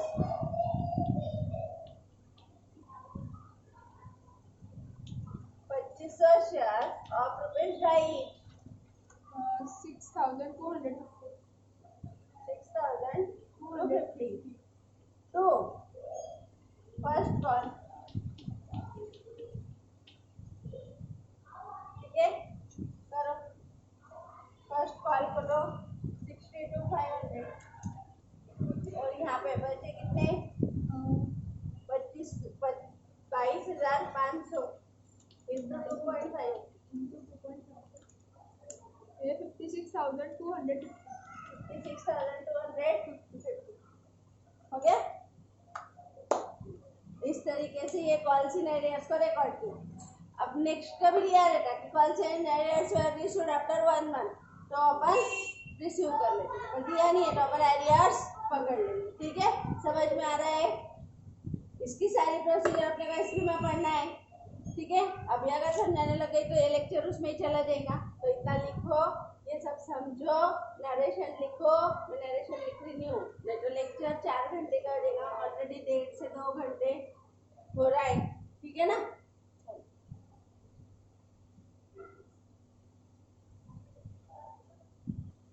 देखो सेम एग्जांपल अगर प्रीमियम होता, किसी को आ सकता क्वेश्चन अगर दिमाग चल रहा है तो। अच्छे बच्चे उनका दिमाग हमेशा चलते रहता है ना। तो ऐसा हो सकता कि अगर मैडम यहाँ पे प्रीमियम आ गया तो, और प्रीमियम अपन ने क्या कर लिया अलॉटमेंट में एडजस्ट कर लिया, तो 2 जगह चेंज किया। यहाँ पे ऐड कर दिया issue on equity shares of ₹10 each at 12, ठीक है ना। तो 2 रुपए प्रीमियम ले लिया अब अपन ने। तो ऐसे सिचुएशन में क्या होगा? देखो बैंक तो एप्लीकेशन वही रहेगा, ये भी वही आएगा, है ना, ये भी वही आएगा, ये भी वही आएगा। यहाँ पे 7 रुपए हो जाएंगे। हाँ करो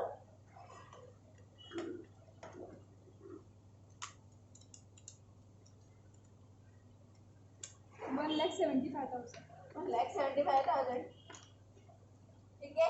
इधर भी 1,75,000 नहीं, इधर आएगा 25,000 इंटू 5 1,25,000. 1,25,000 और इधर देगा टू सिक्योरिटीज या शेयर 50,000. ठीक है. बैंक में पैसे आ जाएंगे टोटल पूरे शेयर 175. 170. नेक्स्ट यहाँ पे 25 इंटू 2.5 बाकी तो सेम. समझ में आया ये. चलो कंटिन्यू. लिख लो इसको. एग्जाम्पल चेंज करना, नए से लिखना.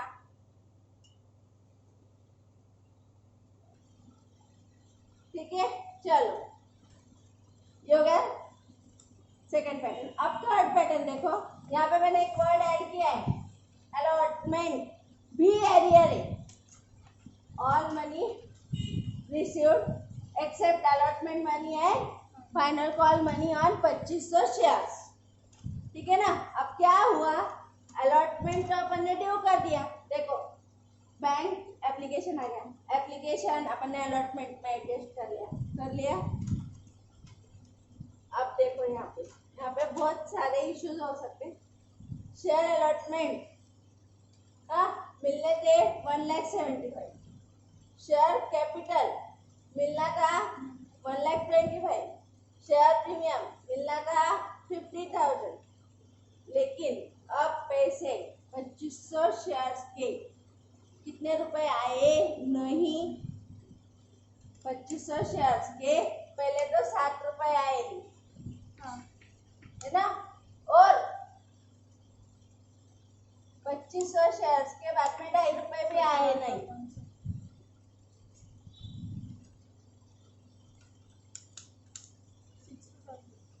समझ में आया. पर देखो 2500 शेयर्स जिसको अपन ने दिए थे,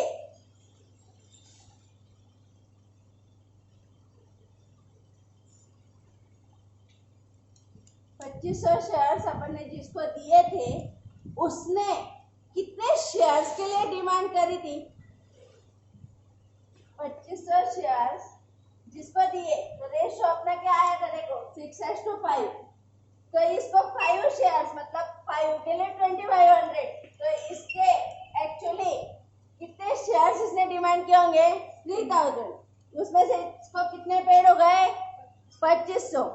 बराबर है. इसने एप्लीकेशन मनी कितना दिया था 3,000 पे 3,000 शेयर्स पे 2.5 के हिसाब से 7,500 दिया था. है ना. इतना एप्लीकेशन मनी दिया था. अब इसका एक्चुअली कैपिटल कितना था 2500 इंटू 2.5 रुपए. कैपिटल में तो इतना ही एडजस्ट हुआ था इसका.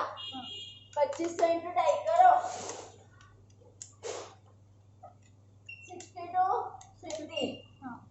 मतलब इसके जो एक्सेस पैसे थे ये अपन ने कहाँ एडजस्ट करे थे अलॉटमेंट में. बोलो 13,750 है. लेस करो 1,350 13 करो वापस न लगेगी 1,250. इतने रुपए इसके अलॉटमेंट में ऑलरेडी अपने को रिसीव हो गए थे. ठीक है ना. एक काम करते ये पैटर्न को यहीं पे छोड़ देते, नहीं तो तुम लोगों को अभी तक जितना समझाया उतना सब ऊपर से चला जाएगा. इसलिए ये जो पैटर्न है ये लास्ट में एक एग्जांपल लगे तो मैं ले लूंगी. ये पैटर्न 101% को आएगा नहीं. फाउंडेशन वालों के लिए लेने का ट्राई कर रही थी बट ये बहुत ज़्यादा टिपिकल हो जाएगा. इसलिए इसको यहीं पे छोड़ देते और अपन नेक्स्ट टॉपिक पे जाते जो है शेयर फॉरफीचर. ठीक है ना. चलो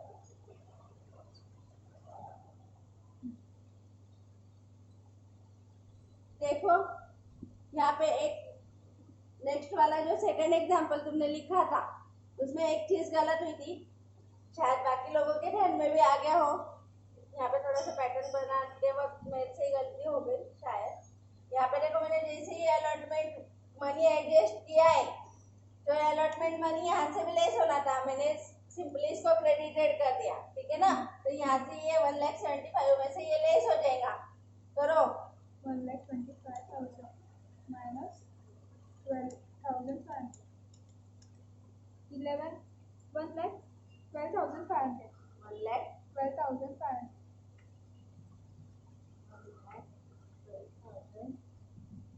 1,12,500 वापस गलत करा है साक्षी को, साक्षी नहीं ये 1250 लेस करना है, 1,75,000 में से 1250 दे, 1,62,500।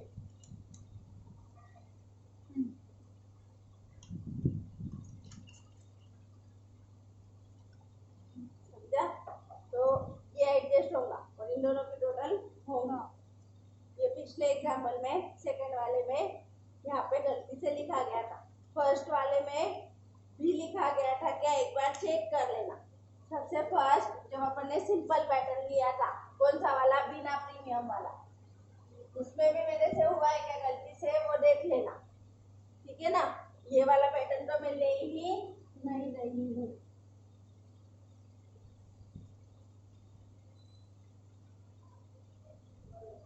ठीक है, समझ में आया।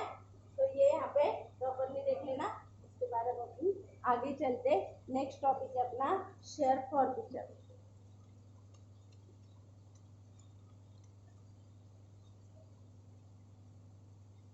तो एग्जांपल लिए अपन ने पॉलिसी एरियर्स के, एक प्रीमियम के साथ, एक बिना प्रीमियम के साथ, है ना। ये थर्ड वाला अलॉटमेंट में एरियर, ये बहुत टफ वाला पैटर्न है जो मैंने कवर नहीं किया, फिर क्योंकि जितना समझा है उतना सब लगेगा।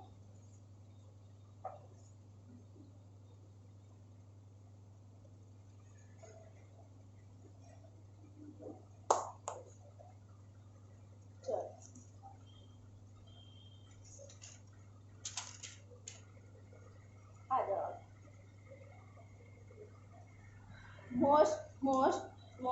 मोस्ट जितना मोस्ट लगाना है उतना most important topic, share forfeiture, बराबर है।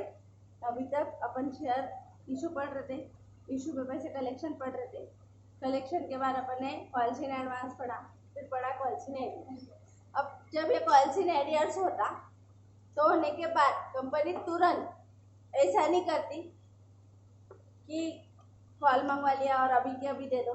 कंपनी शेयर होल्डर्स को कुछ पीरियड देती, कुछ पीरियड के बाद लेटर भेजती कि आपके पास जो पैसे कॉल्स के बचे हुए जो आपने एरियर हमारी रखी है वो आप हमको दे दो। ऐसे बहुत बार पैसे 3 बार 3 लेटर भेजने पड़ते, जो कि कंपनी अकाउंट की प्रोसीजर में उस हिसाब से लेटर्स भेजे जाते, बोला जाता कि हमारे पैसे दे दो।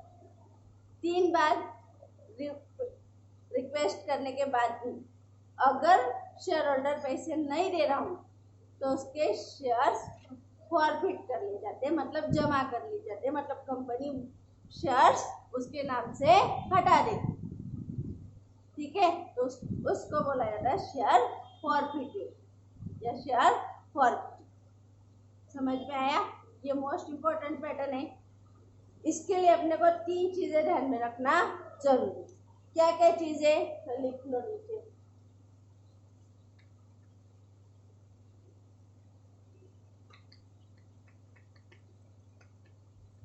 अब अपन आ गए इस टॉपिक के ऑलमोस्ट लास्ट पार्ट में। इसके बाद अभी अपन पढ़ेंगे शेयर फॉरफीचर और इसके बाद फॉरफिटेड शेयर्स को री इशू करना। तो अल्टीमेटली अपना 1-2 दिन में टॉपिक खत्म हो जाएगा। तो आज अपन फॉरफीचर को खत्म कर लेंगे। फॉरफीचर में क्या किया जाता, शेयर्स को जमा कर लिया जाता जो शेयर होल्डर्स अपने को पैसे नहीं दे रहे थे। अभी वो 2500 वाला एग्जाम्पल अपन ने देखा कि 2500 शेयर्स के पैसे शेयर होल्डर नहीं दे रहा था, तो उसको अगर कंटिन्यूसली अपन डिमांड कर रहे फिर भी वो नहीं दे रहा है, तो ऐसी सिचुएशन में कंपनी ये सोचती कि इसके नाम पे पैसे शेयर्स रखने से बेटर है इसके नाम से ये शेयर्स को हटा लिया जाए और कंपनी उसको जमा करे, ठीक है ना। तो लिखो इम्पोर्टेंट नोट्स। चलो यहाँ पे क्वेश्चन ऐसा रेज हो सकता कि जो शेयर होल्डर पैसे नहीं दे रहा है तो कंपनी उस पर सूट फाइल नहीं करेंगी क्या? तो कंपनी उसको रिक्वेस्ट कर रही, बेचारे को रिमाइंडर भेज रही, पहले लेटर भेजेंगी रिक्वेस्ट लेटर, भाई पैसे दे दे, उसके बाद फर्स्ट रिमाइंडर भेजेंगी, भाई पैसे दे दे, सेकंड रिमाइंडर भेजेंगी, भाई पैसे दे दे, 3 लेटर भेजने के बाद भी अगर सामने वाला पैसे नहीं दे रहा है तो उसके पीछे और कोर्ट में घूमने से बेटर कंपनी समझेंगी कि अपन अपने शेयर्स रख लेते जयराम जी की, मत दे भाई अगले पैसे।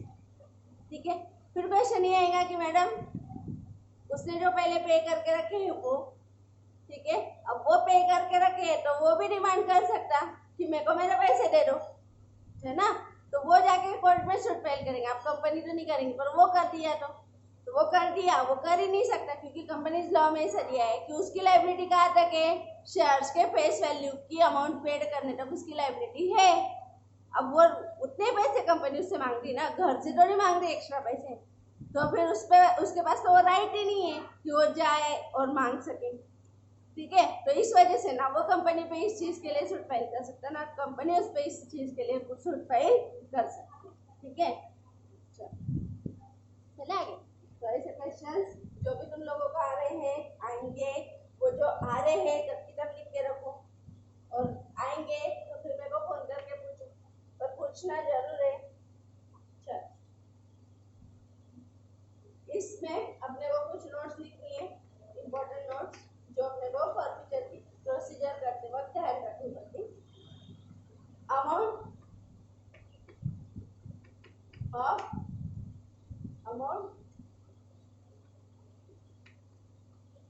called up that is credited to capital in respect to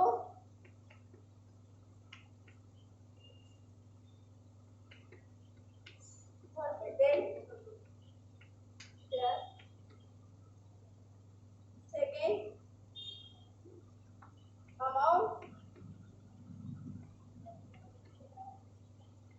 already received in respect of those share. Third, amount due but not received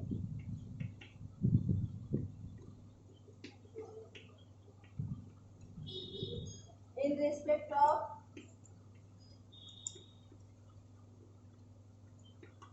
those। समझ में आया? 3 चीजें ध्यान रखनी पड़ती। Amount called up in respect of share forfeiture, amount already received in respect of those share, amount due but not received. ठीक है ना, अपन ने कितने पैसे मंगवाए हैं वो ध्यान रखना पड़ता, कितने पैसे ऑलरेडी रिसीव हो चुके हैं वो ध्यान में लेना पड़ता, और कितने पैसे अपन ने मंगाए हैं लेकिन दिए नहीं। इन 3 चीजों की 3 अमाउंट्स की अपने को बहुत ज्यादा जरूरत है। इसको बोला जाता है called up capital.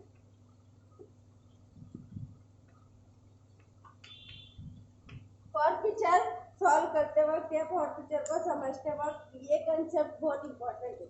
Called up capital मतलब क्या कि कंपनी ने कितने पैसे कॉल किए हैं, ठीक है ना, जितने पैसे कॉल किए रहते उतने पैसे कैपिटल अकाउंट में दिखते रहते, है ना।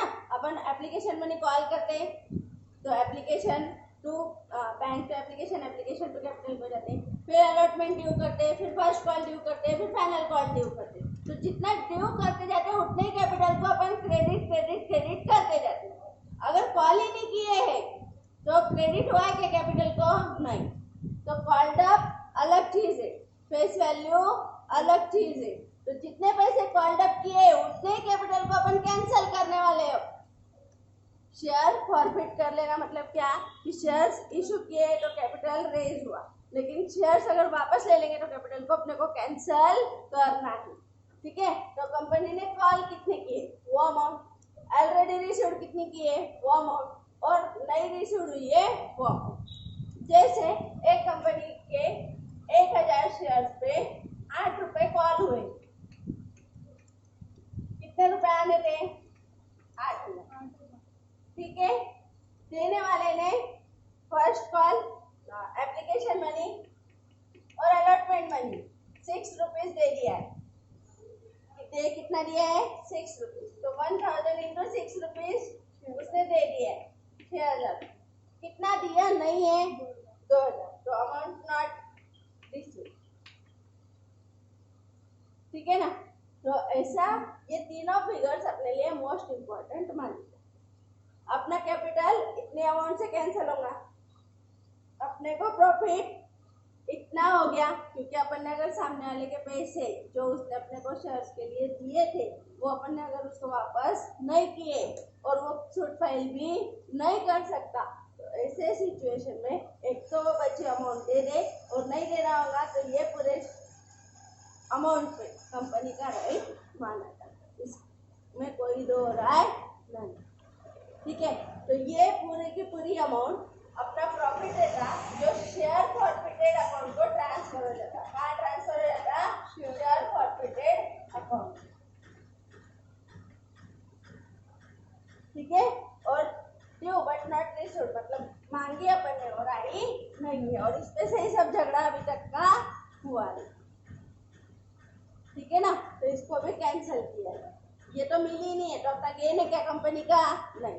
तो ये जो अलॉटमेंट ड्यू होगा या फर्स्ट कॉल ड्यू होगा उसके अकाउंट, उस अलॉटमेंट के अमाउंट को भी उतने से कम किया जाता, कैपिटल के अमाउंट को भी उतने से कम किया जाता और एडजस्टमेंट की एंट्री की जाती। सपोज अगर मेरे को इसकी फॉर्फीचर की एंट्री करनी है तो मेरे पास कैपिटल मेरे को कितना कैंसिल करना है? 8000। मैं एंट्री करूंगी शेयर कैपिटल कितने से कैंसिल हो गया? 8000 से। तो मेरा गेन कितना हो गया फॉरफिट का? 6000। और मेरे को किस चीज के पैसे नहीं आए? अलॉटमेंट फर्स्ट कॉल के शेयर फर्स्ट कॉल के। देखो अलॉटमेंट और एप्लीकेशन तो आगे क्या के नहीं आए? फर्स्ट कॉल के। 4 कॉल होंगे मतलब एप्लीकेशन, अलॉटमेंट, फर्स्ट कॉल और सेकंड कॉल। तो फर्स्ट कॉल के 2 रुपए के हिसाब से मेरे को 1000 शेयर के पैसे नहीं आए, तो ये 2000 भी कैंसिल हो जाएंगे। ठीक है ना? ये क्यों हुआ? क्योंकि इसके पहले जब पैसे मांगे होंगे तो एंट्री क्या हुई होंगी? फर्स्ट कॉल टू कैपिटल हुई होंगी कि नहीं? इस अकेले शेयर होल्डर के लिए ये एंट्री पूरे कंपनी के लिए हुई होगी। पूरे कंपनी में से अगर इस शेयर होल्डर के बारे में अगर अपन बात करेंगे तो पहले ड्यू की एंट्री होती, और ड्यू की एंट्री इस शेयर होल्डर के लिए क्या हुई होंगी? 1000 इंटू 2, और इधर भी क्या हुई होंगी? 1000 इंटू 2। इसलिए कैपिटल हमेशा क्वार्टर वैल्यू से कैंसिल करते। फॉरफीचर जितनी अमाउंट मिल गई उतना अपना गेन वो फॉरफीचर हो जाता, और ये अमाउंट अब मिलने वाली नहीं है क्योंकि अपन ने ऑलरेडी उसको डेबिटेड करके रखा है, इसलिए उसको क्रेडिट कर दो, नहीं तो अपना अगला हिसाब मैच नहीं होता। ठीक है, तो ये होता शेयर कैपिटल तो फॉरफीचर तो शेयर फर्स्ट। समझ में आया? हाँ, ऐसा कभी नहीं होता कि एप्लीकेशन मनी नहीं आया। ठीक है ना? चलो इतना लिखो तो मैं तुम लोगों को इसके केसेस में होने वाली एंट्रीज लिख दूंगी। सो मेरे को लगता कि तुम लोगों को ये समझाऊंगा।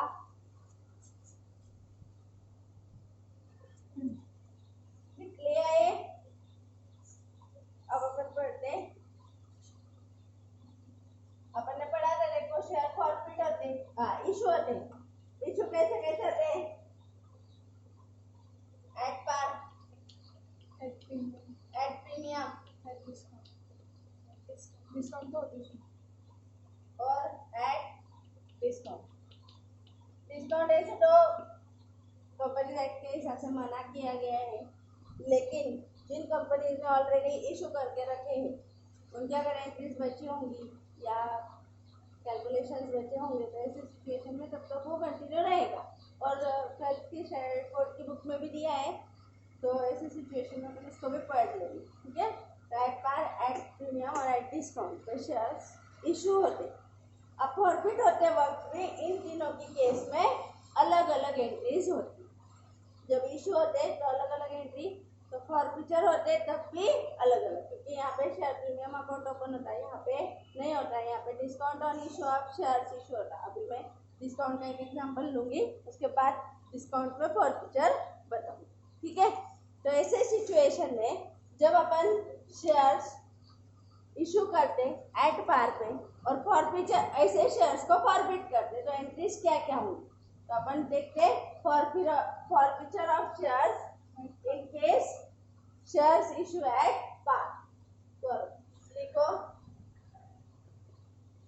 Forfeiture of shares when shares issue at par. At par मतलब 10 रुपए का शेयर 10 रुपए में बेचा गया, ठीक है। ऐसे सिचुएशन में देखो अपन सबसे पहले क्या करते, देखो थोड़ा सा लॉजिकल बता रही हूँ। एंट्री बैंक टू एप्लीकेशन, है ना। उसके बाद क्या करते, application to capital, application to capital. उसके बाद क्या करते, अलॉटमेंट टू कैपिटल। उसके बाद क्या करते, फर्स्ट कॉल टू कैपिटल। उसके बाद क्या करते, फाइनल कॉल टू कैपिटल, ठीक है ना। और बैंक की एंट्रीज भी होती। लेकिन अब ये पर्सन ने एक बार एप्लीकेशन दे दिया, उसके बाद इसके पैसे दिए नहीं, अलॉटमेंट के भी नहीं दिए, फर्स्ट कॉल के भी नहीं दिए और फाइनल कॉल के भी नहीं दिए। लेकिन कंपनी ने कॉल तो क्या कर लिया, पूरा पैसा कॉल कर लिया। जैसे कंपनी का 10 रुपए का शेयर था तो 2 रुपए यहाँ पे आ गए, 3 रुपए यहाँ पे आ गए, 3 रुपए यहाँ पे आ गए, 3 रुपए यहाँ पे आ गए और 2 रुपए यहाँ पे आ गए। 10 रुपए कंपनी ने कॉल तो कर लिए, तो कॉल्ड अप कैपिटल कंपनी का कितना हुआ, 10 रुपए पर शेयर, ठीक है ना। तो ऐसे सिचुएशन में कंपनी क्या करेंगी, कंपनी करेंगी फॉरफिचर के वक्त शेयर कैपिटल को क्रेडिट कितना कर दिया है, 10, तो शेयर कैपिटल को डेबिट कितने से कर देंगी, 10। जो पैसे काय के पैसे मिल गए एप्लीकेशन के, तो उसको कर देंगे टू शेयर फॉरफिचर, कितने रुपीस, 2 रुपये। और जब जब allotment, first call, final call, इन तीनों के पैसे आए नहीं एक शेयर के लिए इस पर्टिकुलर शेयर होल्डर से, तो इनके अकाउंट क्या हो जाएंगे, cancel. Share allotment to share first call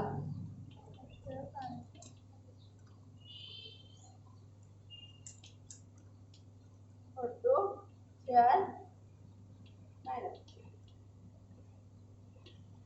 यहाँ पे 3 रुपए, 3 रुपए और 2, ऐसा 10 रुपए का हिसाब अपने को देना पड़ेगा। तो ये कब एंट्री होगी, share forfeited when share issued at par. अगर शेयर पार प्राइस पे इशू किए होंगे, फेस वैल्यू पे इशू किए होंगे और ऐसे सिचुएशन में पूरा मनी कॉल्ड अप हो गया होगा, तो जितना मनी कॉल हो गया है उसमें से जितने मिल गए उतने शेयर फॉरफिचर को डाल दो। जितना कॉल किया उतना पूरा number of shares into call amount उतना इंटू करके शेयर कैपिटल को डाल दो।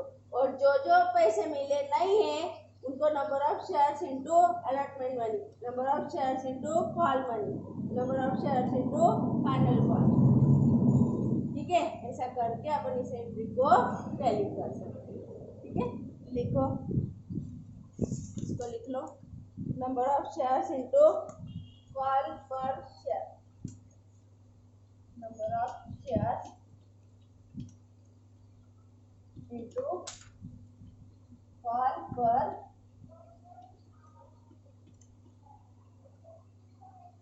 ठीक है। उसके बाद एक forfeiture, number of shares into amount received, है ना। उसके बाद अब मैं को बोलो, ये लिख लेंगे, number of shares into amount not received, तीनों के केस में ये समझ में आया। अब क्वेश्चन ऐसे आ सकता है, मैडम अगर अलॉटमेंट मनी भी मिल गया रहता तो तो अलॉटमेंट मनी फिर शेयर फॉरफीचर में चला जाता, फिर ये कैंसल नहीं होता था, इधर आ जाता और ये एडिशनल 3+2 ऐसा हो जाता था। मतलब 5 रुपीज फिर अमाउंट रिसीव्ड में चली जाती। फिर आया क्या नहीं, फर्स्ट कॉल और फाइनल कॉल, तो number of shares into amount received. ठीक है, तो पहले ये लिख लो शेयर अलॉटमेंट। ठीक है, ये पहले की एंट्रीज समझी, ये तो सिर्फ समझाने के लिए बोली मैं। पहले क्या हुआ ये अगर तुमको समझा तो अभी तुम क्या कर रहे हो वो तुमको समझ में आएगा। अगर मैं सिर्फ रटा दूं, हाँ देखो शेयर कैपिटल है, शेयर कैपिटल फॉरफिट हो रहा है, शेयर कैपिटल फॉरफिट हुआ, किसी का कैपिटल अपन ने जमा कर लिया तो अपन क्या कर लेंगे, कैपिटल को डेबिट कर लेंगे, जितने पैसे अपन को मिल गए थे शेयर्स के उतना अपना गेन है तो उतना अपन रिसीव कर लेंगे। पर फिर यहाँ पे जो गाड़ी अटकेंगी उसका क्या, उसका ऐसा किया जाता फिर शॉर्टकट, इन दोनों का जो डिफरेंस है वो किसी भी एक अकाउंट में स्टूडेंट्स डाल दें। समझा क्या, शेयर कैपिटल कॉल कितना क्या है 10 रुपए और रिसीव कितने हो गए 2 रुपए, तो फिर बचे हुए 8 रुपए फिर कहाँ डालना वो कंफ्यूजन होता है। तो अपन ने पहले किस किस चीज के लिए वो कॉल करके गए, अलॉटमेंट के लिए, फर्स्ट कॉल के लिए, फाइनल कॉल के लिए, तो उनको भी क्या करना पड़ेगा कैंसिल, क्योंकि उतने से अपन यहाँ पे डेबिट कर चुके ऑलरेडी।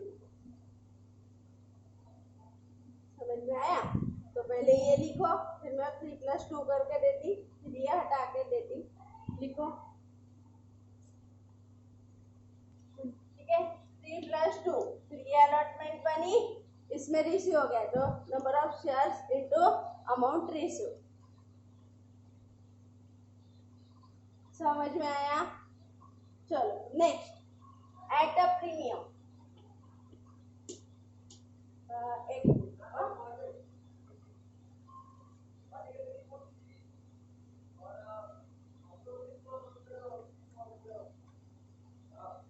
इसकी एक एंट्री और ऐसी भी हो सकती, क्या हो सकती, देखो अगर पैसे मिले नहीं है, फर्स्ट कॉल के पैसे मिले नहीं है तो ये काय में पड़ा रहता, अपना कॉल्स इन एरियर्स में पड़ा रहता ना। तो अपन तब कॉल्स इन एरियर्स के वक्त एंट्री क्या करते, bank account debit, calls in arrears account debit to share first call, या जो कुछ भी होगा, है ना, चेक कर लो एक बार पीछे जाके। ठीक है, टेक्निक क्या, bank to calls in arrears to first call to allotment, जो भी कुछ भी होगा वो। तो ऐसे सिचुएशन में फिर वहां पे ये फर्स्ट कॉल ये कैंसिल करना पड़ेगा। तो एंट्री फिर ऐसे केस में क्या की जाती है, share capital to share forfeited to calls in arrears. ठीक है, तो हर टाइम जब अलॉटमेंट मिला नहीं होगा तो तुमने कॉल्स इन एरियर्स में उसको डाल दिया होगा, bank calls in arrears to allotment. First call मिला नहीं होगा तो एंट्री कर दी होगी bank calls in arrears to first call. जब फाइनल कॉल मिला नहीं होगा तो bank calls in arrears to first call. तो तुम्हारे इनके सबके पैसे काय में पड़े हैं, कॉल्स इन एरियर्स में। तो ऐसे सिचुएशन में फिर तुम लोगों ने कॉल्स इन एरियर्स का अकाउंट ओपन किया है तो कॉल्स इन एरियर्स का अकाउंट क्लोज करना पड़ेगा। तो ऐसे किस सिचुएशन में share capital to share forfeiture to calls in arrears, बराबर है। यहाँ पे same thing, number of shares into call,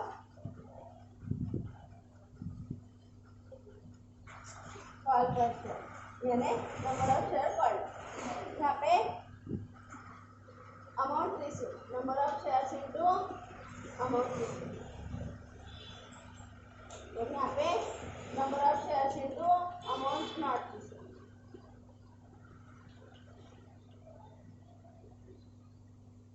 but ये कब, जब तुम लोगों ने यहाँ पे इंक्रीज करते वक्त बैंक अकाउंट में डाल दिया। सभी कंपनीज के लेक्चर 1 से 2 बार, एक बार सुन के तुमको ये सब चीजें ध्यान में नहीं आएंगी, 2 बार तुमको ये सुनना ही पड़ेगा। डर के चलेगा नहीं, कभी कंपलसरी में नए सिलेबस के हिसाब से आ गया तो बहुत मुश्किल जाने वाला। ठीक है, अभी तक ये और था सभी टीचर्स को और में हटा देते थे, बोलते से तो कंप्लीट हो जाता था ये। ठीक है, share capital, share furniture, council okay, लिख लो। फिर ये इसके लिए क्या लिखोगे, in case amount transferred to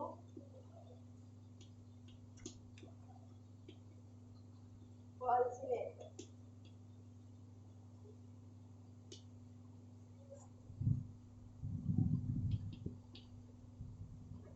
समझ में आ रहा है?